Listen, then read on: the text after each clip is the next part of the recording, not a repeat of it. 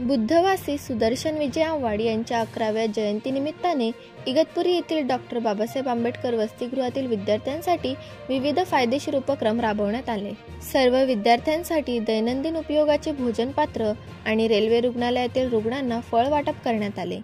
All India SC/ST railway employees association Igatpuri शाखेचे उपाध्यक्ष विजय नाना भिवा आव्हाड यांच्या सुपुत्राच्या स्मृतीसाठी उपयुक्त उपक्रमांचे उपस्थित मान्यवरांनी कौतुक केले. याप्रसंगी विजय आव्हाड, अनंत नेटावटे, मनोज लोखंडे, माधव भरीत, निलेश भडांगे, दत्तू खडके, प्रतीक रोकडे, रमेश पवार, विशाल पवार, सोनू रोकडे, मनोज पवार, संदीप जाधव, रेल्वे हॉस्पिटलचे डॉ. ज्योत्स्ना, डॉ. मॅग्ना आदी मान्यवर हजर होते.